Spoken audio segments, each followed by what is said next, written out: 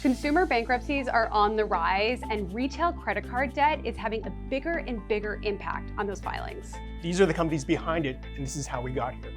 I'm Gabrielle Fonrouge. I cover retail for CNBC.com. I'm Hugh, I cover banking and finance for CNBC.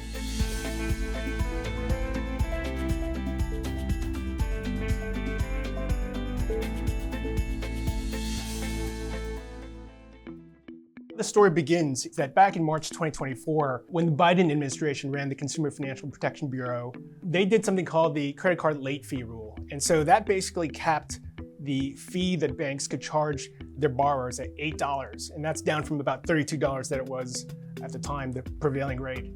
And so what big credit card companies like Bread and Synchrony, and to a lesser degree Cap One, Citigroup, and Barclays said was like, a lot of our customers are subprime. A lot of them rack up these late fees. And as a result, we're going to get killed by this. And so what they did was they decided to announce that they were going to jack up their interest rates, which you reported first, Gabrielle, to as high as 36%, and on average 10 percentage points higher than what general purpose cards would charge. And they also added things, sneaky little fees for things like receiving a paper statement in the mail suddenly costs $2.99. A lot of people didn't notice that.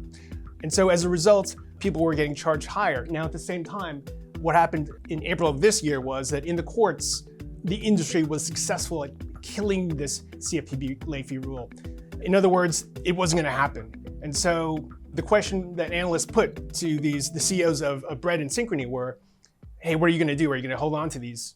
And they answered in a very straightforward manner last month in conference calls for their Q1 earnings was, we're holding on to these enhanced fees and this higher interest rate.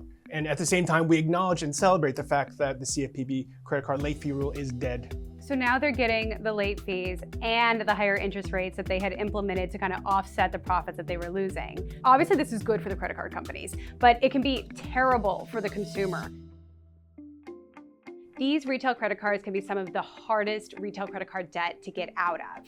They carry a higher interest rate, like you said, as high as 36%. The average is about 30.4 as of September. It's about 20%, right? Usually for a regular credit card. Yeah, and this is per bank rate, I believe. Yeah. So if you, let's say you go to Nordstrom or Macy's and you rack up a $1,200 bill and you've got a 30% interest rate, give or take, you make the minimum payment on that, $35 a month. It can take you about 7 years to pay that off. Yeah. And you're gonna end up spending $1,650 in interest. And that's more than your original debt. And that's not to mention if you happen to be late on one of those payments too. A lot of the times, the people who are getting retail credit cards are younger consumers. They don't have strong credit. Sometimes this could be the first credit card that somebody gets, right? Because the standards are lower, which is why the credit card interest rates are higher. Up to half of the people who signed on for these cards, applied for these cards, had either no credit or were subprime credit. A lot of times there are problems with these retail cards, and among them is people don't really realize they're actually signing up for a credit card. They think in some instances in complaints to the CFPB that they are signing up for a free loyalty program. In other cases, they were shunted into insurance products that they didn't agree to sign up for. In other cases, they signed up for one card, a general purpose card with a better interest rate, and then they were put into a store card with a much higher interest rate. And so, there are practices around this that are, potentially sneaky, duplicitous. And by the way, the sneakiest thing I think is the promotional period of interest. So that's where they'll get you. This is a case where, so if you spent $2,000 for a furniture set and they said there's 0% interest for the first year or two, and then you go ahead and pay nearly all of that, but don't pay the entire amount, they will charge you compounded interest for those 1 or 2 years for the entire amount, not for the amount that you didn't pay. So I financed a $3,000 couch interest-free for 18 months. I have $50 left on the bill by the time that period ends. I'm gonna end up spending interest on that whole $3,000. Yeah, in that instance, you could have interest of $1,400, something like that, hundreds of dollars of interest for the fact that you didn't pay off the last couple of bucks. CNBC reached out to Synchrony, Bread Financial, Barclays, Citigroup, and Capital One. All either declined or did not respond to our request for comment. However, the group's trade association, the Consumer Bankers Association, said in a statement, America's leading retail banks remain focused on competitive card options that provide transparency, responsible lending, and that support customers through a wide range of financial tools to help them make ends meet. We have this data from one of the processing firms, Stretto, and what they have found is that between 2021 and 2024, which is when a lot of the interest rates started to creep up, you're starting to see that retail credit card debt has a greater proportion of the people who are filing for new bankruptcies. So for example, and it's also growing at a faster rate, right? So between 2023 and 2024, new consumer bankruptcy filings rose by about 5%, but the number of cases that had retail credit card debt rose by 12%. So if you look at these filings, you can actually look them up online on, these are public record. You can see, Joe and Nancy Smith in Mississippi, they're declaring bankruptcy, their house is going to get taken by the bank, and you look at all their creditors, Macy's, Nordstrom, Bass Pro Shop, Tractor Supply Store.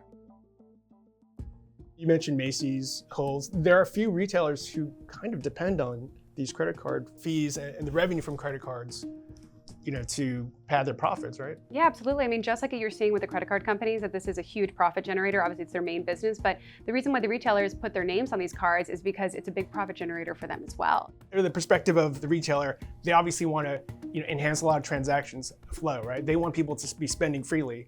And then from the perspective of the lender, that lender wants you to pay the minimum, stay mired in debt for as long as possible, rack up the interest for years potentially, and then pay it back and hopefully not get into bankruptcy. I mean, that's kind of the question right now is this predatory lending? Some of the people that we've spoken to for our reporting have said that this is predatory lending. It's something that people don't really understand what they're getting themselves into.